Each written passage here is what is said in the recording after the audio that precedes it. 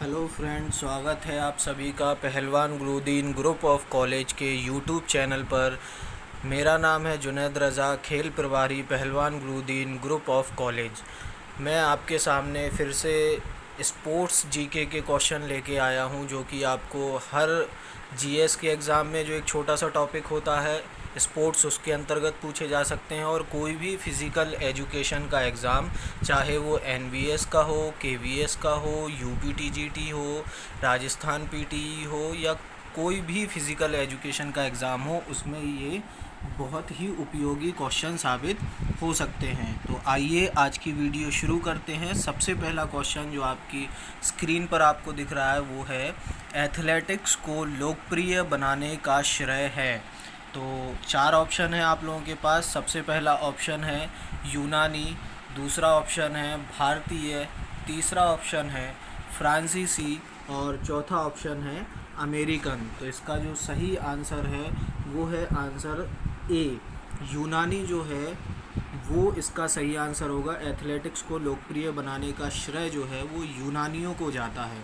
आगे चलते हैं दूसरे क्वेश्चन की तरफ। दूसरा क्वेश्चन हमारा है कि इंडियन ओलंपिक एसोसिएशन का गठन कब किया गया।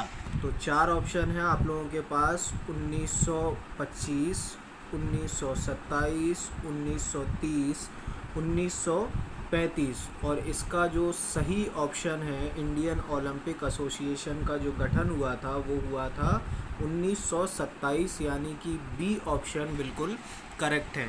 आगे चलते हैं क्वेश्चन नंबर 3 की तरफ। क्वेश्चन नंबर 3 हमारा कह रहा है, भारत में ट्रैक एंड फील्ड प्रतियोगिता का आयोजन किसके द्वारा कराया जाता है। चार ऑप्शन आप लोगों के सामने है। फर्स्ट ऑप्शन है इंडियन ओलंपिक एसोसिएशन, दूसरा ऑप्शन आप लोगों के सामने है amateur athletics federation of India, तीसरा ऑप्शन आप लोगों के सामने है नेशनल इंस्टीट्यूट ऑफ स्पोर्ट्स, और चौथा ऑप्शन आप लोगों के सामने है स्पोर्ट्स अथॉरिटी ऑफ इंडिया। तो इसका जो सही ऑप्शन है वो है option number B, amateur athletics federation of India. आगे बढ़ते हैं हम लोग क्वेश्चन नंबर 4 की तरफ। क्वेश्चन नंबर 4 हमारा क्या कह रहा है कि ट्रैक एंड फील्ड प्रतियोगिता के आयोजन के लिए amateur athletics federation of India की स्थापना किस नगर में की गई। कुल मिला के ये जो हमारा एमेच्योर एथलेटिक्स फेडरेशन है, इसका मुख्यालय कहाँ है, ये पूछा गया है इस क्वेश्चन में, लैंग्वेज बदल कर। तो चार ऑप्शन आप लोगों के पास हैं, Chandigarh option number A, option number B Ludhiana, option number C Bangalore और ऑप्शन नंबर 4 दिल्ली। तो इसका जो सही ऑप्शन है वो है ऑप्शन नंबर सी, बेंगलोर। ठीक है, आगे चलते हैं क्वेश्चन नंबर 5 की तरफ। क्वेश्चन नंबर 5 हमारा क्या कह रहा है कि स्टैंडर्ड ट्रैक में कम से कम तथा अधिक कितने लेन होते हैं। स्टैंडर्ड ट्रैक का मतलब यहाँ पर क्या है, जो एथलेटिक्स प्रतियोगिताएं होती हैं उसमें जो अंडाकार हमारा ट्रैक होता है, उसमें ये पूछा गया है कि इसमें कम से कम कितनी और तथा अधिक से अधिक कितनी लेन होना चाहिए। तो इसका ऑप्शन देख लेते हैं। ऑप्शन नंबर ए है 4 से 8, ऑप्शन नंबर बी है 5 से 8, ऑप्शन नंबर सी है 6 से 8 और ऑप्शन नंबर डी है 8 से 10। तो इसका जो सही आंसर है वो है ऑप्शन नंबर सी, 6 से 8, यानी कि एक बार में इसमें कम से कम 6 खिलाड़ी भाग सकते हैं। अगर जगह कम है तो आप कम से कम 6 लेन तो आपको बनानी ही पड़ेंगी, ताकि एक बार में 6 खिलाड़ी दौड़ें। और अगर जगह ज़्यादा है, ग्राउंड बड़ा है, तो मैक्सिमम आप 8 लेन उसमें बना सकते हैं, ताकि एक बार में 8 खिलाड़ी किसी भी रेस में प्रतिभाग कर सकें। आगे चलते हैं क्वेश्चन नंबर 6 की तरफ। क्वेश्चन नंबर हमारा 6 क्या कह रहा है, स्प्रिंट रेस में यह दौड़ सम्मिलित नहीं है। स्प्रिंट रेस कहा जाता है वेरी शॉर्ट रेस। तो आपको ये बताना है कि इनमें से कौन सी रेस स्प्रिंट रेस में शामिल नहीं है। तो ऑप्शन नंबर ए है 100 metre, option number B 200 metre, option number C है 400 मीटर और ऑप्शन नंबर डी है 800 मीटर। तो इसका जो सही आंसर है वो होगा ऑप्शन नंबर डी, यानी कि 800 की मीटर की जो दूरी की दौड़ होती है उसको स्प्रिंट रेस नहीं कहा जाता है, मध्यम वर्ग की दौड़ में उसको शुमार किया जाता है। और 100, 200 और 4 मीटर की ये जो शॉर्ट रेस है इन्हें स्प्रिंट रेस भी कहा जाता है। कहीं कहीं शॉर्ट रेस लिखा भी हुआ आता है, तो आप लोग इसको ध्यान रखिएगा। और मध्यम वर्ग की दूरी में 800 मीटर और 1500 मीटर की दूरी होती है, और लॉन्ग रेस में 5000 से लेकर ऊपर जितनी भी रेस होती हैं वो सारी की सारी शामिल होती हैं। आगे चलते हैं। नेक्स्ट क्वेश्चन नंबर 7 हमारा है, ट्रैक एंड फील्ड का बादशाह किसे कहते हैं? तो 4 ऑप्शन है, Carl Lewis, option number A, option number B Fanny Blankers, option number C Abebe Bikila, और option number D Michael Johnson. तो आपका जो सही ऑप्शन है वो है option number A, Carl Lewis का जो टाइटल दिया गया था वो उन्हें दिया गया था ट्रैक एंड फील्ड का बादशाह। आगे चलते हैं क्वेश्चन नंबर 8 की तरफ। क्वेश्चन नंबर 8 हमारा क्या कह रहा है, धावन पथ की प्रत्येक लेन की चौड़ाई कितनी होती है? यानी कि जिस ट्रैक में खिलाड़ी दौड़ता है, रेसर दौड़ता है, उसकी चौड़ाई कितनी होती है? तो 4 ऑप्शन है, 1.5 metre, option number B 1.75 metre, option number C 2.5 metre, option number D 1.22 metre. तो इसका जो सही आंसर है वो है ऑप्शन नंबर डी, 1.22 मीटर उसकी चौड़ाई होती है। आगे चलते हैं क्वेश्चन नंबर 9 की तरफ। क्वेश्चन नंबर 9 हमारा क्या कह रहा है, स्प्रिंट दौड़ में निम्नलिखित में कौन एक दौड़ सम्मिलित है? मैंने अभी थोड़ी देर पहले ऊपर बताया था, स्प्रिंट दौड़ किसे कहते हैं, शॉर्ट रेस को।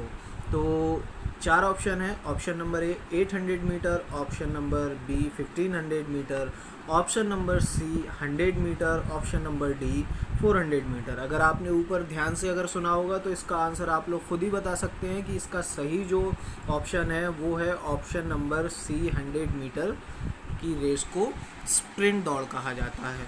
आगे चलते हैं क्वेश्चन नंबर 10 की तरफ। क्वेश्चन नंबर 10 हमारे क्या कह रहा है, इस स्प्रिंटिंग रेस, सॉरी यहाँ गलत लिख गया, स्प्रिंटिंग रेस होगा, यहाँ पे आप लोग करेक्ट कर लीजिएगा, यहाँ पर स्प्रिंटिंग रेस होगा, ठीक है। स्प्रिंटिंग रेस के लिए निम्नलिखित में कौन एक स्टार्ट नहीं लिया जाता है? यानी कि जो भागने का तरीका है, रेस शुरू करने का तरीका है, तो कुछ उनको नाम दिए गए हैं, तो यही बताना है कि इनमें से कौन सा एक स्प्रिंट रेस के लिए प्रयोग में नहीं लाया जाता। तो 4 ऑप्शन आप लोगों के सामने है, बंच स्टार्ट, ये बिल्कुल होता है बंच स्टार्ट, ठीक है। मीडियम स्टार्ट, ये भी होता है। ऑप्शन नंबर डी है एलांगेटेड स्टार्ट, ये नहीं होता, सॉरी ये भी होता है। Option number fast start, option number C correct होगा। फास्ट स्टार्ट ऐसी नाम का कोई स्टार्ट नहीं होता, बल्कि ये 3 जो बाकी ए, बी और डी जो बचे हुए हैं, ये टेक्निक जो है वो रेस शुरू करने के लिए इस्तेमाल की जाती है। आगे चलते हैं, हमारा क्वेश्चन नंबर 11। क्वेश्चन नंबर 11 क्या कह रहा है, क्रॉस कंट्री दौड़ पुरुषों की दूरी होती है, यानी कि पुरुषों के लिए जो दूरी होती है क्रॉस कंट्री वो कितनी होती है, ये हमें यहाँ पे बताना है। 4 ऑप्शन है, option number A 10 kilometre, option number B 12 kilometre, option number C 12.5 kilometre, option number D 15 kilometre. तो जो पुरुषों के लिए है उसका जो सही ऑप्शन है वो है ऑप्शन नंबर सी, 12.5 किलोमीटर की रेस होती है क्रॉस कंट्री रेस, ठीक है। आगे चलते हैं हम लोग, क्रॉस कंट्री दौड़ महिलाओं के लिए कितनी दूरी की होती है? महिलाओं के लिए बताना है अभी यहाँ पे। तो option number A 6 kilometre, option number B 8 kilometre, option number C 5 kilometre और ऑप्शन नंबर डी 3 किलोमीटर। तो इसका जो सही ऑप्शन है वो है ऑप्शन नंबर ए, 6 किलोमीटर जो है वो इसका सही आंसर होगा। आगे चलते हैं, 17 वर्ष से कम आयु वर्ग के लड़कों के लिए क्रॉस कंट्री दौड़ कितने किलोमीटर के लिए होती है? तो 4 ऑप्शन है आप लोगों के सामने। Option number A 5 kilometre, option number B 4 kilometre, option number C 3 kilometre, option number D 6 kilometre. तो इसका जो सही आंसर है वो है ऑप्शन नंबर ए 5 किलोमीटर की क्रॉस कंट्री रेस होती है। आगे चलते हैं क्वेश्चन नंबर 14 की तरफ। 17 वर्ष से कम आयु वर्ग के लड़कों के लिए, यहाँ पे थोड़ी लड़कियां हैं, सॉरी मुझे लगा क्वेश्चन रिपीट तो नहीं हो गया, ठीक है देखते हैं। 17 वर्ष से कम आयु वर्ग के लड़कियों के लिए क्रॉस कंट्री, देखिए यहाँ क्रॉस कंट्री लिखा हुआ है, तो ये टाइपिंग मिस्टेक है, तो आप लोग उसको थोड़ा सा इग्नोर कीजिए। क्रॉस कंट्री दौड़ कितने किलोमीटर की दूरी तक होती है? आप लोगों के पास 4 ऑप्शन है। Option number A 3 kilometre, option number B 4 kilometre, option number C 5 kilometre और ऑप्शन नंबर डी 8 किलोमीटर।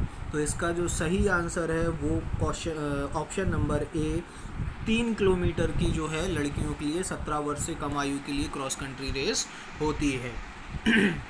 अब आगे चलते हैं क्वेश्चन नंबर 15 की तरफ। लंबी दूरी की दोनों के लिए एथलीट के पास इस गुण का होना आवश्यक है। क्वेश्चन नंबर हमारा 15 है, लंबी दूरी की दौड़ के लिए, यहाँ पे लंबी दूरी की दौड़ छूट गया है, तो आप लोग ध्यान रखना ये टाइपिंग मिस्टेक है। लंबी दूरी की दौड़ के लिए एथलीट के पास इस गुण का होना बहुत आवश्यक है।